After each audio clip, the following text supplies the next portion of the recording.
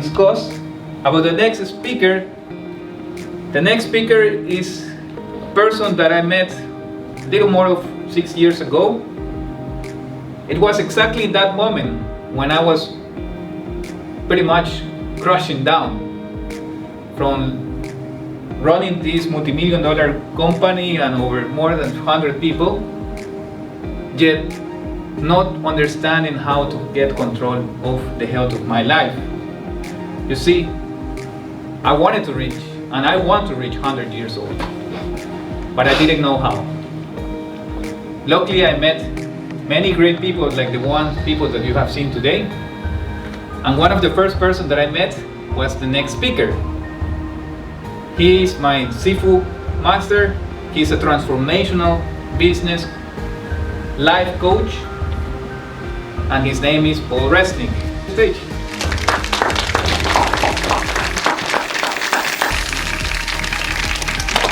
Thank you. Welcome everybody. Thank you, Juan Carlos, for organizing this great event. And it's an honor to share the stage with the other amazing speakers. So do I still look a little bit like that if I stand like that?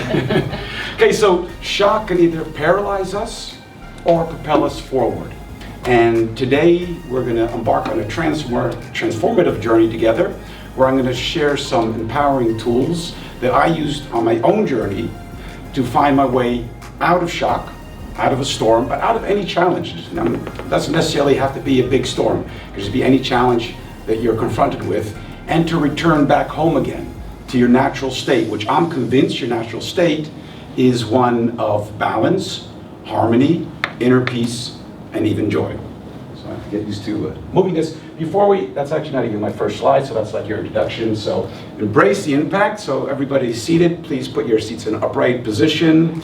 Fasten your seatbelts, because it's going to be a rather quick and bumpy ride. It's going to go rather quick as well, as I mentioned. So I am going to offer, for those who are interested, I have like a little booklet I put together. It has like 30 pages. So if you're someone who likes taking notes, you don't necessarily have to take notes, but you're welcome to. So I will offer that as a booklet. So what is shock? So shock can be something very traumatic. It can also be a small challenge. So I want to go a little bit more into that. What actually happens when you go into a state of shock? Chaos. Not strangely a Greek word. Actually sounds like a Greek island, doesn't it? Chaos. So you go into a state of utter confusion, disorder, total lack of organization, order, the mythological void. At the same time, there's a promise of opportunity, of course, in that void. And this is also based on neuroscience. You basically go into a state of chaos because you don't know what's happening. Anything can happen. So that you get very emotional, that you pulled every direction is actually a good thing. So you may feel fear, because you may feel apprehension, you may feel sadness, because you don't know what to do. You have to go left, you have to go right, you have to move forward, you have to stop, you have to run. It's unclear. So our brain goes into a state of chaos. That's basically what happens. And in a minute we'll talk about the difference between chaos and order. And my personal journey, which I'll try to keep short, roughly 25 years ago, I owned a company with 40 employees. I was married, had 2 kids. When I said I was married, that's always already kind of a hint there. And within a period of less than 4 years, first of all, a good friend of mine died of cancer. My company went bankrupt. Was actually a direct result of the World Trade Center. So this was back in end of 2001, beginning of 2002, at a 40 employee company. And I went through a divorce. So I divorced, and that's quite challenging when you have 2 young kids, 7 and 9 years old. And not long thereafter, it was about 6 months later, I got into a relationship, a new relationship. Might seem very fast after a divorce, but we were already kind of like, how do they say that in English, from bed en tafel gescheiden. So we were not really living together. We weren't even sleeping in the same room for like 2 years before the divorce. So I got into a new relationship. Some of you know the story already. And after about a year, we moved in together in Den Haag, actually. We were living together for about a year, and then she died in a tragic accident. So if you talk about chaos, that's a lot to happen in a relatively short period of time. So a friend died of cancer, company went bankrupt, and I'm not saying it's any specific order of importance, of course. and the divorce, and then the death of my relationship. I plunged into chaos, into a state of what is referred to as rock bottom. Felt really sorry for myself, really bad, which is justifiable, of course. Often this state of chaos, I gotta remember to look there once in a while. So how many people are out there actually? Do we know how many are out there? Going. Roughly, okay, good. From all over the world. So this was a state of chaos where I was lost. I think that chaos kind of does that. I didn't know where I was, what to turn to, what to do. I was fortunate that I already had 18 years of martial arts experience, so that helped me. And even though I lost my company, I did have a job, but I wasn't training as much, I wasn't taking good care of myself, I was going out too often, and I remember it reached a stage where, like I said, shock can paralyze you, and I noticed if I continue down this road, I'm going to be completely paralyzed and lose everything that's important to me. And with 2 young children, you have a responsibility. You can't afford to do that. So I don't know what I would have done if I didn't have 2 young children. So I remember, it was you guys remember this as well, cold November evening, it was rainy, typical Dutch weather. I was sitting alone in an apartment, and I came across this quote. Oh, not yet, we'll get there in a minute. The quote comes after this. I rearranged my slides a little bit. So let me backtrack a little bit before we go to the quote. So this basically what happens. You go into the dark night of the soul. And the 3 main causes of suffering, or even challenges, you have suffering caused by external and natural events. So that could be diseases, illnesses, that we've heard other stories here. It could also be a hurricane, the breakdown of a relationship, a divorce, all kinds of events that can cause suffering or put you in a state of chaos. And the other 2 we're not always familiar with, but suffering caused by society. Any society has its rules, its regulations, and if you're a very creative soul, for example, you have to kind of like adjust yourself and who you are. So we of course have inequality, we have racism, all kinds of things going on that can cause suffering. It's not for nothing that I believe people under 25 years old, around 25% try suicide, for example, so quite staggering figures. Really just not being able to adapt to society. So maybe that's not familiar to anybody here, but it's definitely one. This is one that's often hidden and that we're not always aware of. Suffering caused by oneself. That could be not reaching your full potential. That could be procrastinating. Who here has ever been on YouTube for 3 hours and felt really bad about it afterwards, right? You know that feeling where you're watching these. Of course, there's great stuff on YouTube. I'm on YouTube, I listen to podcasts all the time. But we also catch ourselves, just before we go to bed or whatever, 2 hours on YouTube and like, oh. If I asked you, what did you watch on YouTube last week? Who can answer? Not many. Okay, unless you're really following specific people or podcasts, there's definitely a lot of great stuff out there as well, but a lot of it. So we procrastinate, so we realize that we're often our biggest obstacle. And not reaching our full potential, not realizing who we really could be, causes immense suffering, especially when we're guilty, and we can't blame anybody. And in a sense, you could say that eventually, at one point, as a grown-up, we have to take full responsibility to what happens. If you're a child or you've gone through traumatic experiences, you have to deal with that first. But at one point, even the suffering caused by the first 2, in the end, we then carried on. The events have happened. You could be caught in an event where, for example, you're still taking care of someone who's sick, so even there, you have to find a way where you don't become the victim, you don't stay in there. So whatever happened to you, you can continue to blame, justifiably so. This happened, that happened, all these things happened to me. And then you stay in the victim role. And many people, unfortunately, do that. The realization, however, that you haven't reached your full potential, there lies the potential. Then you realize that, okay, you're aware that I could be more, which means you could be more. And then that's the challenge, to step out of that. So, I think now my quote comes, if I have it orderly right. He's quite a smart guy, I've heard people say. So when I saw this on that rainy, so I'll get back to where I was, on the rainy, cold November night in my furnished apartment, feeling like a failure, a divorce, my company went bankrupt, my best friend died, my girlfriend, my last relationship. I said to myself, I have to get out of this. I have to empower myself. I'm no longer going to be the victim. And as I mentioned already, I already had the 18 years experience of martial arts, but what I learned to use on the mat and out on the street to defend myself and stand my ground, I wasn't really applying to my own life. And I'd already been into Buddhism and Taoism since I was like 15 years old, so all these great theories that I knew on a very theoretical level. This is how you should act, this is how you should be, this is what you should do. I was doing them, like I said, on the mat, and I was very good in pointing it out to other people, that maybe you should look at doing this, or maybe you should look at doing that. But the last person we often go to is ourselves. So I said to myself, I have to get out of this. So I started using my training. I started diving deeper into psychology, deeper into my own studies, in, like I said, neuroscience, psychology, leadership training, high performance training, Buddhism, Taoism. I started, back then for me, only training a couple hours a week was very little, so I went back to training like 14 hours a week in martial arts. I was already teaching back then and kind of coaching people, and I slowly developed a methodology, which is the martial mind mastery methodology, as a roadmap to self-mastery. And when I say self-mastery, the paradox is that you never really arrive. So I'm not standing here, even though I'm almost 59 years of age, to claim that I've mastered myself. Once you say that, all growth kind of stops. So I think self-mastery is a continuous journey of learning, growing, adapting, and the realization that you never really arrive. So I delved deeper into that. My book is going to come out sometime next year.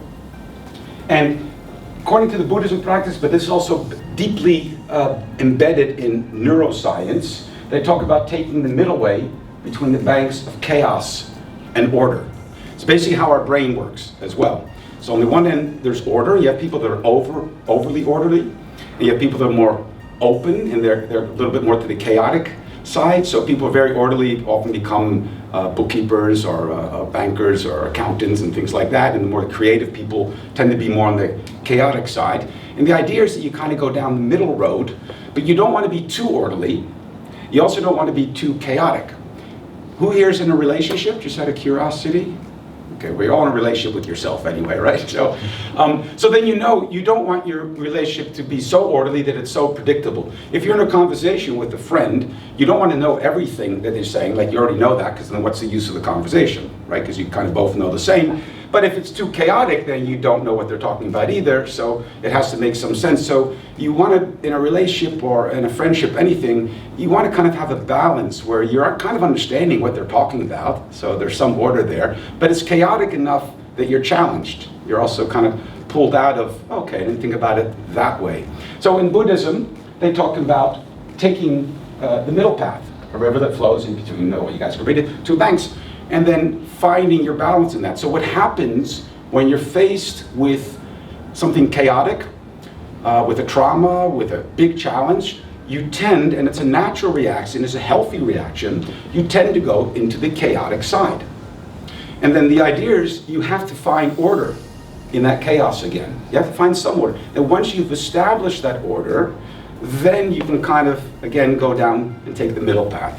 And you can find a natural yin-yang, I have to say that once always, balance between the chaos and order. And that's a balance that we're all seeking in life, in a sense. You don't want to fall into chaos, you don't want to be too orderly. And then you'll have your natural temperament, which will sometimes be a little bit more chaotic and a little bit more orderly. As you notice on both, I can be very orderly and I can go other directions as well.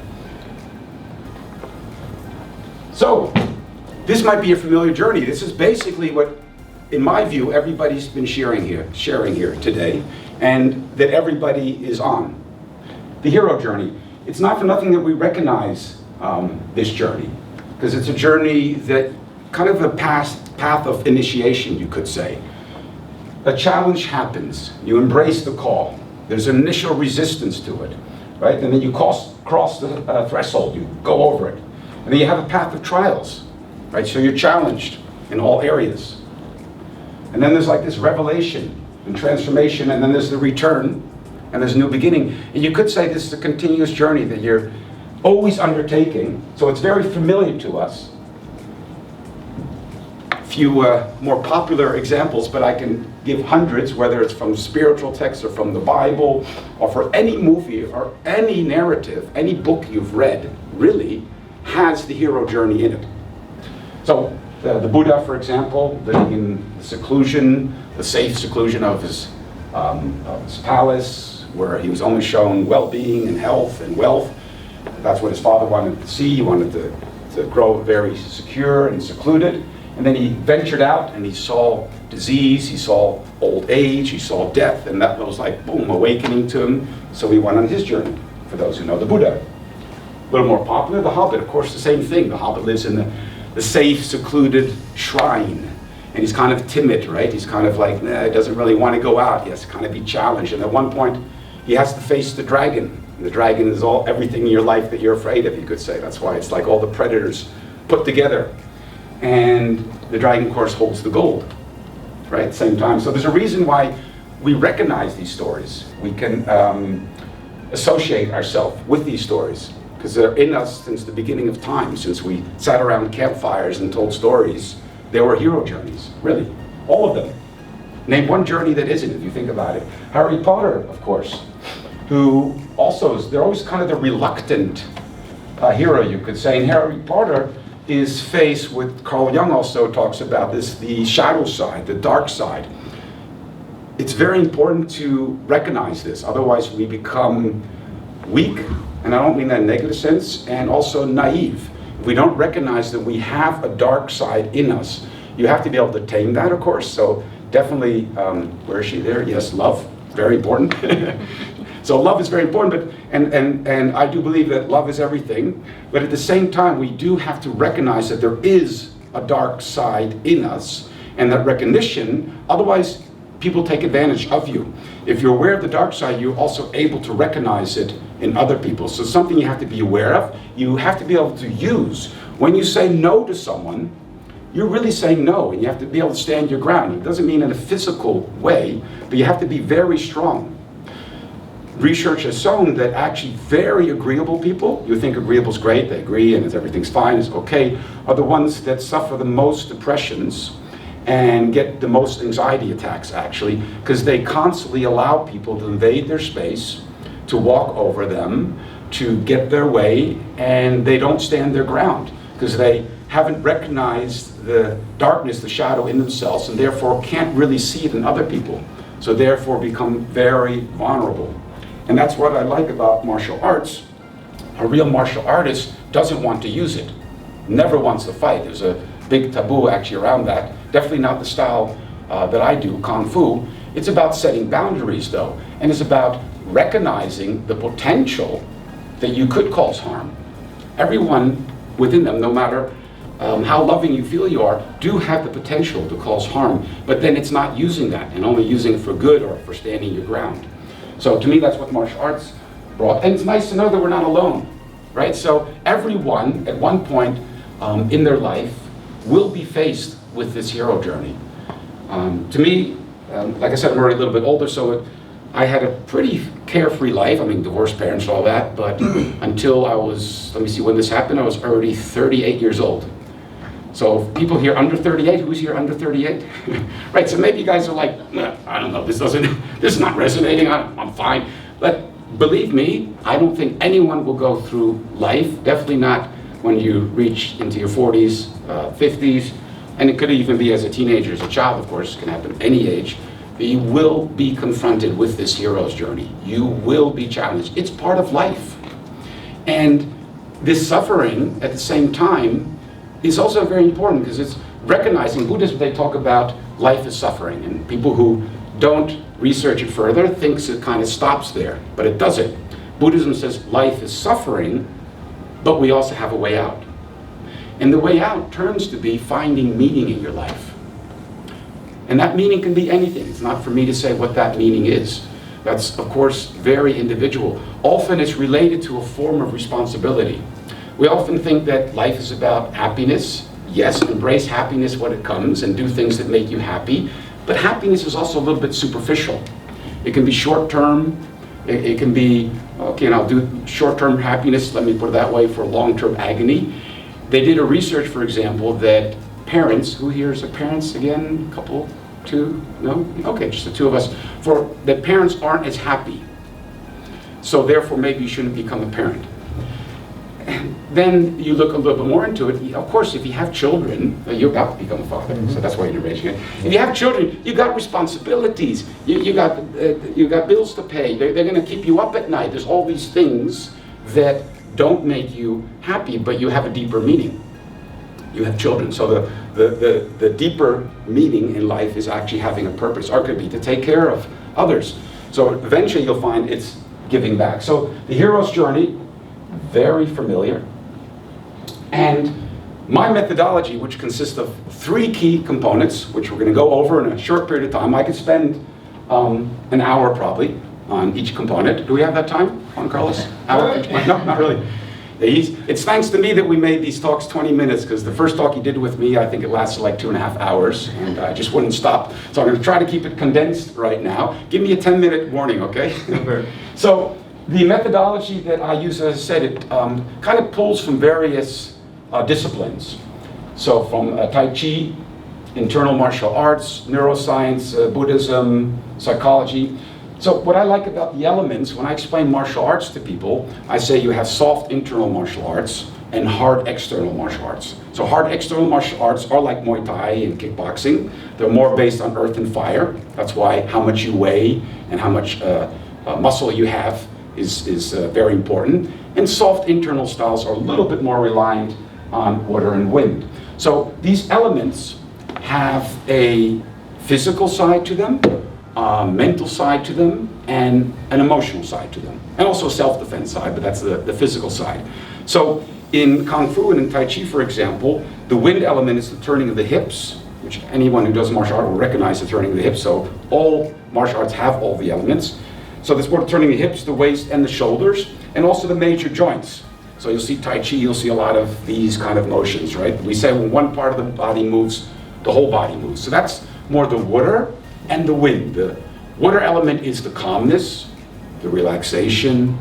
We talked about breathing, so we take slow, deep breaths from our, I won't go into breathing exercise, but from our lower abdomen and midriff. So these are also more calm, relaxed, more responsive, less reactive, compassion, love. So you could see them as the more positive elements. Doesn't make earth and fire bad. Earth is the grounding element. You need to be grounded, but it can also be stubborn. Like, this is my viewpoint, this is the way it is, and I'm not listening to anything else, I'm not budging. Fire can be passion, motivation, going for something, but it can also be stress. You'll see that in traffic. I'm sure everyone's experienced that before, where people are a lot of earth and fire. So it can have a negative side to it. Anyone watch Avatar by any chance? Cartoons? A couple. Okay. So that you recognize the elements, right? And you also know that they have positive and negative sides too. So when Bruce Lee said, be like water, he wasn't kidding. So predominantly, you could say it would be a better or nice society if we were more water and wind, but you definitely need the earth and fire. And then it's interesting, that's why I use the elements as a first step to discover in yourself, are you more water and wind, or are you more earth and fire? So some people are from nature, their own temperament is more earth and fire, so they're very temperament, they're very reactive, very passionate, so nothing wrong with that. And some people, like I said, are more agreeable, so they're more water, they're wind. That means also giving with and bending and listening to someone else's opinion. So you can be too much water and wind. Too much. You need to also sometimes stand your ground, stand up for equal rights or for justice or for your opinion or against your boss or to get something done. You have to be able to negotiate in relationships or in work or in jobs. So being the earth and fire is also important. So here in these elements, I'm sure you could already, if you had to do a little test right now, kind of recognize, yeah, I'm probably a little more water and wind. Yeah, I tend to get triggered very easy. I'm a little stubborn and set in my opinion, so I'm probably a little bit more earth and fire. So then you find, and it's not for me to say, you find your own balance. Again, the yin-yang, you find, okay, perhaps it'd be nicer to go through life with a little more water and wind. Or the person who's too much water and wind might say, I could use a little bit more earth and fire. And the way I incorporate that is also through, which we don't have time today, through some physical exercise. We can see what happens when you really are too stiff and then you find that you actually can break your balance very easy, and where you're very relaxed, but not too relaxed that you fall over. So you find your own balance. And then once you found this balance, then you decide when you need a little more earth and fire, or when you need a little more water and wind. Because there are situations where you have to go a little bit more to that side. Is that my 10-minute warning already? Okay, cool. So you find your own balance in life, really, which is a very nice beginning whenever you set out on a new journey to have this balance. And the nice thing is you start to recognize it in others. Not just sitting there right now, it's a little challenging, but especially in a physical training you can see that more. But you'll notice, he's got a lot of earth and fire, and he's more water and wind. And that can also help in your communication, how to approach others. Okay, so that's the first part. Like I said, I could spend an hour. So we're kind of going into a basic outline of what the three components are. So from modern Western psychology, maybe some of you have heard this already, we want to operate from an optimal state of mind. Makes sense, right? You don't want to operate or make decisions or make choices or communicate when you're feeling down, when you're feeling depressed, when you're feeling too angry, when you're feeling too anxious. So reaching optimal state of mind, there's more life coaches that use this, it comes from psychology, is first of all language. Language is very important. The word has a lot of power, so we tend to not really be aware of this. So we may use a lot of negative words like I'm stupid, or that was really bad of me, or how could I do that? So paying attention to your language and using more empowering language is very important. Because basically, what you feed, of course, is what's going to grow. So you have the story, I'll keep very short, of the white wolf and the gray wolf, and I ask children, because I teach children 4 years old and as old as 72, I tell them, there's two wolves, one is always saying negative things, the other is always saying positive things. Which one is going to survive? I'm like, what do you mean, which one is going to survive? Well, one of them can only live in your head. They can't both be there at the same time. The white wolf, who's always positive, or the gray wolf, who's always negative. Well, I get all kinds of answers, and it basically comes down, what's the wolf that you feed? Right? So it's the wolf that you give attention to. That's the one that's going to survive. So the language you use, how you talk to yourself, is very important to reach an optimal state of mind. And then there's the focus, the meaning you give to things. Oh, this is a disaster, I'm going to die. This is the worst thing that could ever happen to me. I'm not going to survive this. So we tend to sometimes lose focus when things happen to us. For example, you go for a job interview, you don't get it. Okay, so I didn't get it, I'll try something else. Or, oh, I must be incompetent, I'm not good enough. They didn't give me the job, how stupid, I'll never get a job again. Very different focus. And if it's all right, because you shared that on Facebook, I just saw it the other day, I thought that was a beautiful example. You see a lot of people sharing their success stories on Facebook. Look at me, I did this, I did that.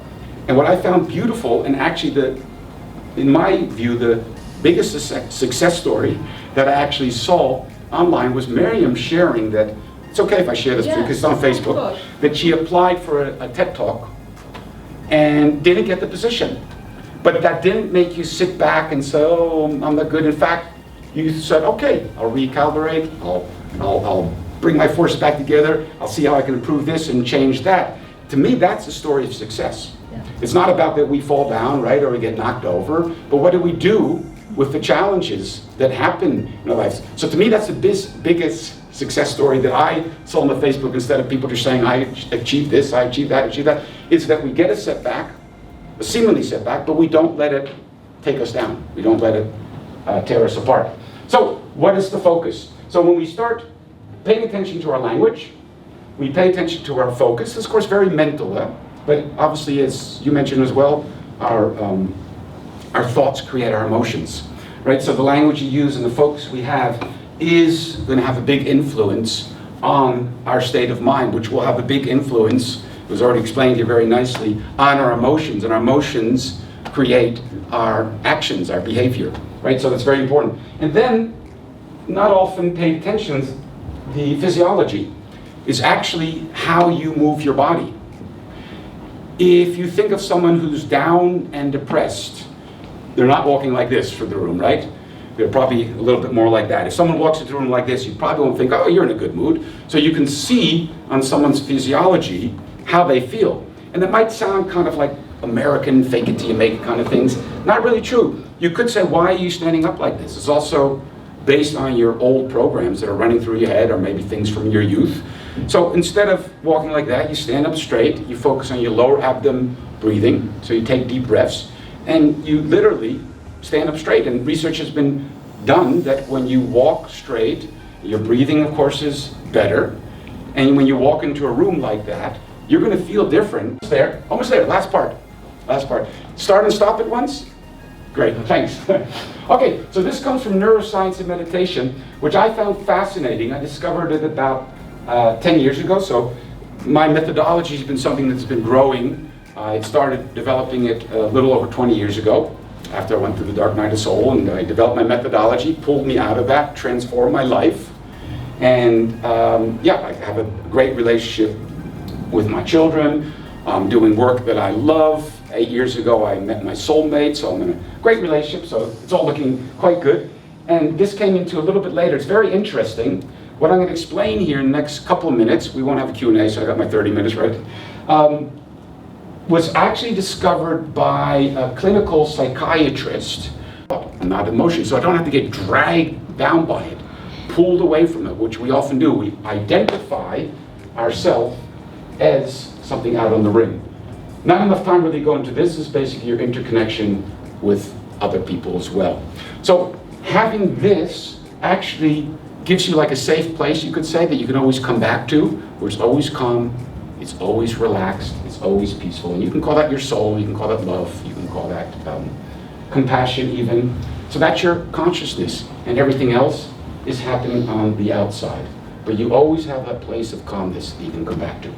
So integrating these, which is a little challenging just to explain here in a couple of minutes, was the tools, the methodology that I use, using the elements, reaching the optimal state of mind, realizing that you're not anything that happens on the outside, the inside, actually is what empowered me, transformed my life, and brought me to where I am right now. So what I would say is, once you come back from your hero journey, to close it off,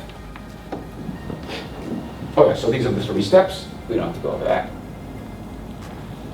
So this is my challenge, that at one point to take your mess, what happens to us in life, and your age, transform, combine the two, over space and time, and make from your mess your message. So it's something that you share with other people, because in the end of the day, that's really what it's all about. How can we be of service? How can we help others? Okay, thank you very much.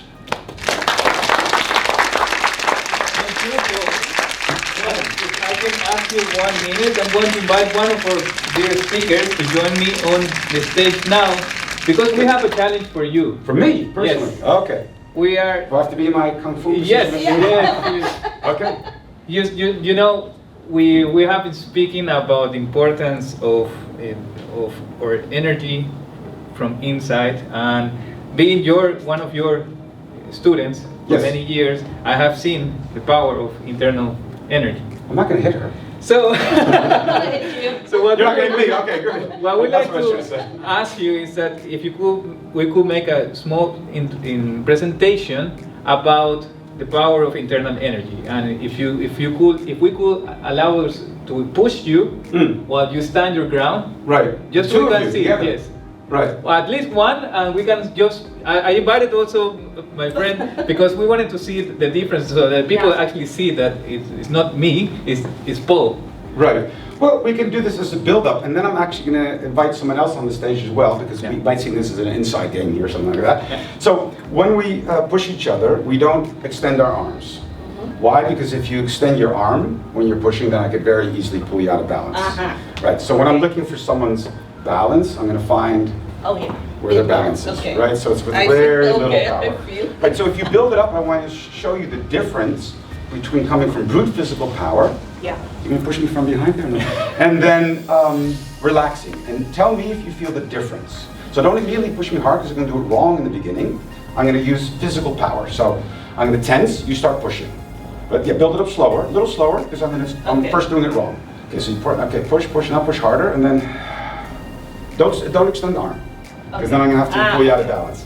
Yeah, so you keep it bent, but you push harder. You actually have more power that way, because when you do this, then I do have to move to the side, but then I can pull you. So look, I'm not doing this, because that's actually easier, you see? I'm keeping my arm relatively bent, you see that? Then it kind of goes out of balance. Yes, you're actually standing quite strong. Okay, so you keep the arm like this, keep it bent, and I'm going to first do it wrong, and then when you feel the relaxation, then I can give it back. You felt the difference, right? Yeah. So that comes from the grounding relaxation. The nice thing is you can use it in martial art as well, so thank you for coming. Actually, I want to invite you on the stage 1 second. Just, yeah, you're welcome. Don't worry, I'm not going to do anything strange. Stand here, please, let people see it. So we learn in Kung Fu that blocks don't really work. So you're big and strong, so there's a good chance, I always say with a block, if someone's same size, they could probably stomp you. Right, so I'm not going to really hit, of course. Got a nice watch there. So if you use a block, you might stop me, but then you're also freezing it up, which means I could go around it very quick, right? So, but it could also be that you're blocking, and that, oops, sorry, I go through. So come back a little bit here. Yeah, so you block and you feel I can actually come in. Okay, so that usually happens. You could probably stop with a lot of power. So the other way to do it is to use your whole body. So instead of using brute physical power, what I want you to do is kind of roll the shoulder and roll the hip. A little more relaxed. Yes, this way, but use the hip as well. Turn the hip a little bit. You can notice that you can actually deal with a lot more power that way without getting hit and freezing up. So this works the other way around as well. So if you have a fist, and without going around it, because I could also do something, just push against me, because I could do this, and you could go over like that. I'm aware of that. So if you push up against me, so not over, just against, like this, yes. Now if I use brute physical power, you start pushing, yeah, this is a lot of power, right? I'm using power, you're using power, right? It's very tiring. Okay, so you do it again, and you see it's very relaxed, and I can actually pull you out of balance. So from this relaxation, we're able to actually ground it and put it into the ground. Wow. So that's one use of showing.